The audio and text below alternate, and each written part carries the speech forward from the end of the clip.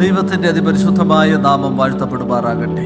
വീണ്ടും ഒരു പ്രഭാതം കൂടി കാണുവാൻ സ്വർഗത്തിലെ ദൈവം നമ്മെ ഇടയാക്കുന്ന വലിയ കൃപകൾക്കായി നമുക്ക് ദൈവത്തെ സ്തുതിക്കാം. ഇന്ന് ഈ പ്രഭാതത്തിൽ നമുക്ക് ദൈവത്തിന്റെ മാറ്റമില്ലാത്ത വചനത്തിൽ നിന്നും ധ്യാനിച്ചുകൊണ്ട് നമുക്ക് ഈ പ്രഭാതം ആരംഭിക്കാം. നൽകപ്പെട്ടിരിക്കുന്ന ഭാഗം എന്ന് പറയുന്നത് ഉൽപ്പത്തി മുതൽ സ്ഥാപിച്ചു എന്നതിനെ കുറിച്ചാണ്. നൽകിയിരിക്കുന്ന വേദവാക്യം ഉൽപ്പത്തി പുസ്തകം 2-ാം അധ്യായം അതിൻ്റെ 2-3 വാക്യം. താൻ ചെയ്ത പ്രവൃത്തിയൊക്കെയും ദൈവം തീർത്ത ശേഷം താൻ ചെയ്ത സകല പ്രവൃത്തിയിൽ നിന്നും 7-ാം ദിവസം നിവർത്തനായി. താൻ സൃഷ്ടിച്ചുണ്ടാക്കിയ സകല പ്രവൃത്തിയിൽ നിന്നും അന്ന് നിവർത്തനായതുകൊണ്ട് ദൈവം 7-ാം ദിവസത്തെ അനുഗ്രഹിച്ച് ശുദ്ധീകരിച്ചു. ഇവിടെ സ്വർഗത്തിലെ ദൈവം മാനവകുലത്തിന് അനുഗ്രഹിച്ച് ശുദ്ധീകരിച്ച് നൽകിയിരിക്കുന്ന ഒരു ദിവസത്തെക്കുറിച്ച് പറഞ്ഞിരിക്കുന്നു. ദൈവം മാനവകുലത്തിന്, മനുഷ്യന് അനുസരിച്ച് നടക്കുന്നതിന് വേണ്ടി 10 കൽപ്പനകൾ നൽകുമ്പോൾ അതിൻ്റെ മധ്യത്തിൽ 4-ാമത്തെ കൽപ്പന ശബ്ബത്ത് നാളിനെ ശുദ്ധീകരിപ്പാൻ ഓർക്ക എന്ന് പറഞ്ഞ് നൽകിയിരിക്കുന്നു. അതിനർത്ഥം ദൈവം ഇത് മുന്നമേ മനുഷ്യന് നൽകിയിരുന്നു എന്നുള്ളതാണ്. സൃഷ്ടിപ്പിൽ ദൈവം 6 ദിവസം കൊണ്ട് സകലതും സൃഷ്ടിച്ചതിന് ശേഷം 7-ാം ദിവസത്തെ സ്വർഗത്തിലെ ദൈവം അനുഗ്രഹിച്ചു, ശുദ്ധീകരിച്ചു. ആ ദിവസത്തിൽ വിശ്രമിച്ചു എന്ന് ദൈവത്തിൻ്റെ വചനം പറയുന്നു. അപ്പോൾ ഒരു ദിവസത്തിൽ മാത്രമാണ് ദൈവം 3 കാര്യങ്ങൾ ചെയ്തിരിക്കുന്നത്. അല്ലെങ്കിൽ ഒരു ദിവസത്തെ മാത്രമാണ് സ്വർഗത്തിലെ ദൈവം അനുഗ്രഹിച്ചതും ദൈവം ശുദ്ധീകരിച്ചതും ദൈവം വിശ്രമിച്ചതും. അത് ശബ്ബത്ത് ദിനമാണ്, അല്ലെങ്കിൽ 7-ാം ദിനമാണ് എന്ന് വേദപുസ്തകാടിസ്ഥാനത്തിൽ ഉൽപ്പത്തി പുസ്തകത്തിൽ നിന്നും നമുക്ക് മനസ്സിലാക്കുവാൻ സാധിക്കും. അപ്പോൾ ഇവിടെ ദൈവം 3 കാര്യങ്ങൾ ചെയ്തിരിക്കുന്നു. 7-ാം ദിവസത്തെ അനുഗ്രഹിച്ചു, 7-ാം ദിവസത്തെ ശുദ്ധീകരിച്ചു അല്ലെങ്കിൽ വിശുദ്ധീകരിച്ചു. 7-ാം ദിവസത്തിൽ സ്വർഗത്തിലെ ദൈവം സ്വസ്ഥമായിരുന്നു. ദൈവം ഇവിടെ തൻ്റെ പ്രവർത്തികൾ കാരണം, ദൈവം അധ്വാനം കാരണം സ്വർഗത്തിലെ ദൈവം ടയേർഡായതുകൊണ്ട് അല്ലെങ്കിൽ ക്ഷീണിച്ചത് കൊണ്ടല്ല ഇവിടെ ദൈവം 7-ാം ദിവസത്തിൽ വിശ്രമിച്ചത്. അതിൽ നിന്നും സ്വർഗത്തിലെ ദൈവം നിവർത്തനായി ആദമിനും ഔവയ്ക്കും കാണിച്ചു കൊടുക്കുകയാണ് 7-ാം ദിവസത്തിൽ എന്താണ് ചെയ്യേണ്ടത് എന്ന്. അങ്ങനെ ദൈവത്തോടൊപ്പം ആദിമ മാതാപിതാക്കളായിരിക്കുന്ന മനുഷ്യരായിരിക്കുന്ന ആദമും ഔവയും അവിടെ ദൈവത്തോടൊപ്പം വിശ്രമിച്ച ദിവസമാണ് ഈ 7-ാം ദിനം. അതുപോലെ തന്നെ ദൈവത്തിൻ്റെ സകല സൃഷ്ടിയും തികഞ്ഞതിന് ശേഷം അല്ലെങ്കിൽ അവസാനമായിട്ടാണ് സ്വർഗത്തിലെ ദൈവം മനുഷ്യനെ സൃഷ്ടിച്ചത് എന്ന് തിരുവചനം രേഖപ്പെടുത്തുന്നു. അതിൽ നിന്നും നമുക്ക് മനസ്സിലാക്കുവാൻ സാധിക്കുന്ന ഒരു കാര്യം, ദൈവത്തിൻ്റെ ഒരു സൃഷ്ടികൾ പോലും മനുഷ്യന് കാണുവാൻ തക്കവണ്ണം കഴിഞ്ഞില്ല.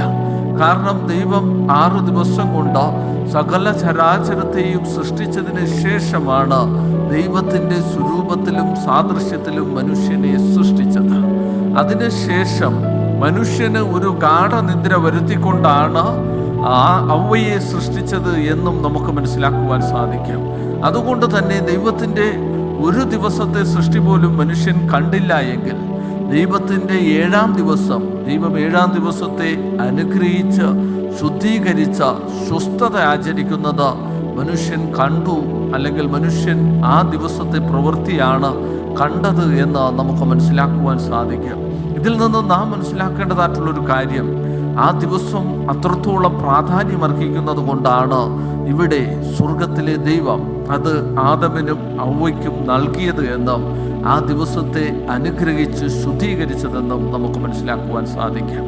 ഇനി ദൈവം അനുഗ്രഹിച്ചാൽ അത് നിത്യതയോളം നിലനിൽക്കും എന്ന് ദിനവൃത്താന്തങ്ങളുടെ പുസ്തകത്തിൽ പറഞ്ഞിരിക്കുന്നു.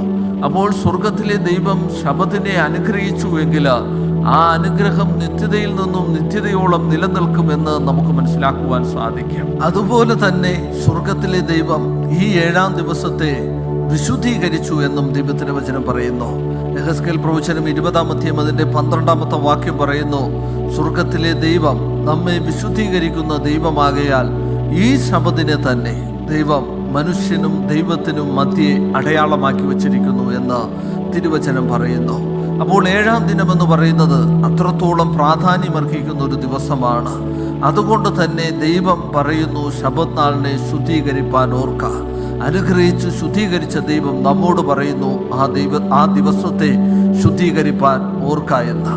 നമുക്ക് ആ വിശുദ്ധ ദിവസത്തെ അനുഗ്രഹിച്ച് ദൈവം ശുദ്ധീകരിച്ച് നൽകിയിരിക്കുന്ന ദിവസത്തിൽ നമ്മുടെ കാര്യാദികൾ നോക്കാതെ ദൈവത്തിനോടൊപ്പം ചേർന്നുകൊണ്ട് ആ ദൈവത്തെ ആരാധിച്ചുകൊണ്ട് ആ ദിവസത്തെ ശുദ്ധീകരിക്കാൻ ഓർക്കാം. അതിനായി ദൈവം നമ്മെ ഓരോരുത്തരെയും അനുഗ്രഹിക്കുമാറാകട്ടെ.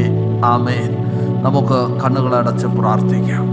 സ്നേഹവാനും പരിശുദ്ധനുമായിരിക്കുന്ന അടിയുടെ വാഴ്ത്തപ്പെട്ട സ്വർഗീയ നല്ല പിതാവാം ദൈവമേ, അനുഗ്രഹമേറിയ സമയത്തിനായി നന്ദിയോടെ സ്തുതിക്കുന്ന അവിടുന്ന് മാനവകുലത്തിന് വിശ്രമത്തിന് ഒരു ദിവസം നൽകിയിരിക്കുന്നു എന്ന്, ആ ദിവസം വിശുദ്ധ സഭായോഗം കൂടേണ്ടുന്ന ദിവസമാണ് എന്ന്, ആ ദിവസത്തിൽ സ്വർഗത്തിലെ ദൈവത്തോടൊപ്പമായിരുന്നു കൊണ്ട് ആ ദിവസത്തെ അനുഗ്രഹിച്ചു ശുദ്ധീകരിച്ചിരിക്കുന്ന ദിവസത്തിൽ നമ്മൾ ദൈവത്തെ ആരാധിക്കേണ്ടതാണ് എന്നും അവിടുന്ന് കേൾപ്പിച്ച വലിയ കൃപകൾക്കായി നന്ദിയോടെ സ്തുതിക്കുന്നു. അങ്ങനെ ശബത്ത് ശുദ്ധീകരിച്ചുകൊണ്ട് നമുക്ക് മുന്നോട്ട് നീങ്ങാം. അതിനായി ദൈവം നമ്മെ ഓരോരുത്തരെയും അനുഗ്രഹിക്കണമേ എന്ന് പ്രാർത്ഥിക്കുന്നു. അടിയന്റെ പ്രാർത്ഥന കേട്ടിരിക്കുന്ന വലിയ കൃപകൾക്കായി നന്ദിയോടെ സ്തുതിക്കുന്നു. സർവ്വവും യേശു നാമത്തിൽ ചോദിക്കുമ്പോൾ സ്വർഗ്ഗസ്ഥ പിതാവേ, ആമേൻ.